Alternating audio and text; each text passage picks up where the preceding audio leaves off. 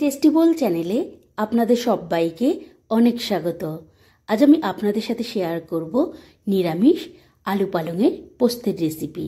আপনারা নিরামিষ দিনগুলিতে কিন্তু এইভাবে এই রেসিপিটি ট্রাই করে দেখতে পারেন। তো চলুন বন্ধুরা, রেসিপিটি আমরা শুরু করি।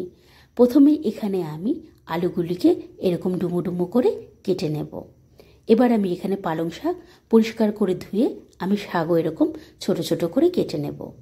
এবার গ্যাসে কড়াই বসিয়ে দেব। কড়াইতে এখানে আমি সর্ষের তেল দিয়ে দেব।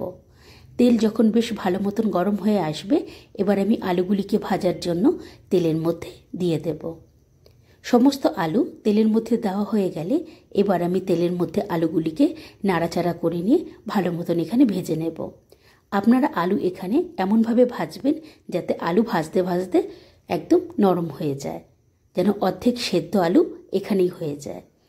এবার যখন আলু বেশ ভালো মতন ভাজা হয়ে যাবে এবং আলুর গায়ে যখন এরকম হালকা লালচে রং চলে আসবে, এবার আমি এখানে ফোড়নের জন্য আলুগুলিকে সরিয়ে তেলের মধ্যে একটু জায়গা করে নেব। এবার আমি এখানে ফোড়নে 5 ফোড়ন দিয়ে দেব। এর সাথে এখানে আমি কাঁচা লঙ্কা কুচিও দিয়ে দেব। আপনারা যে যেরকম ঝাল পছন্দ করেন সেইভাবে এখানে কাঁচা লঙ্কা কুচি ব্যবহার করবেন। এবার আমি ফোড়ন এবং কাঁচা লঙ্কা কুচি তেলের মধ্যে ভালো মতন নাড়াচাড়া করে নেব। এবার আমি এখানে হলুদের গুঁড়ো দিয়ে দেব। হলুদের গুঁড়ো দিয়ে ভালো মতন নাড়াচাড়া করে হলুদের গুঁড়ো আলুর সাথে মিশিয়ে নেব। এবার যখন বেশ ভালো মতন মেশানো হয়ে যাবে, এবার আমি এই আলুর মধ্যে আগের থেকে কেটে রাখা পালং শাকগুলো দিয়ে দেব। সমস্ত পালং শাক দেওয়া হয়ে গেলে এবার আমি শাকগুলিকে ভালো মতন নাড়াচাড়া করে নিয়ে আলুর সাথে মিশিয়ে নেব। এখানে একটু সময় নিয়ে ভালো মতন একটু নাড়াচাড়া করে আলুর সাথে শাকগুলি মিশিয়ে নেবেন।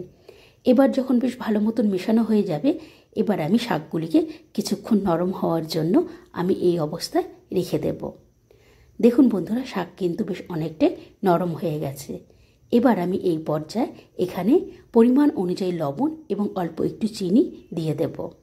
এবার চিনি এবং লবণ ভালো মতো নাড়াচাড়া করে নিয়ে শাকের সাথে মিশিয়ে নেব।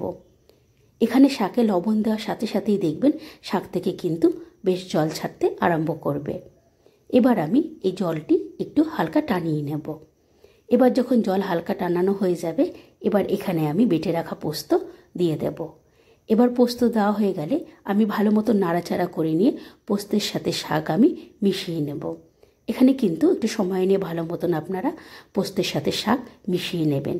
দেখুন বন্ধুরা, এখানে কিন্তু অনেকটা পরিমাণে জল এখনও রয়ে আছে। এই এতটা জল কিন্তু আমি শাকে রাখবো না। জল যখন এরকম হালকা টেনে আসবে, তখন আমি শাকটি একটু নাড়াচাড়া করে নিয়েই কিন্তু আমি নামিয়ে নেব। ব্যাস, এইভাবেই কিন্তু আমার তৈরি হয়ে যাবে এই নিরামিষ আলু পালংয়ের পোস্তের রেসিপি। আপনারাও ঠিক এইভাবে বাড়িতে বানান এবং আপনাদের অভিজ্ঞতা আমাকে কিন্তু জানাতে একদম ভুলবেন না। আজ তবে আসি বন্ধুরা, আবারও অন্য কোনো দিন নতুন কোনো রেসিপি নিয়ে আবারও আপনাদের সাথে আমার দেখা হবে। আজ আসি বন্ধুরা, বাই।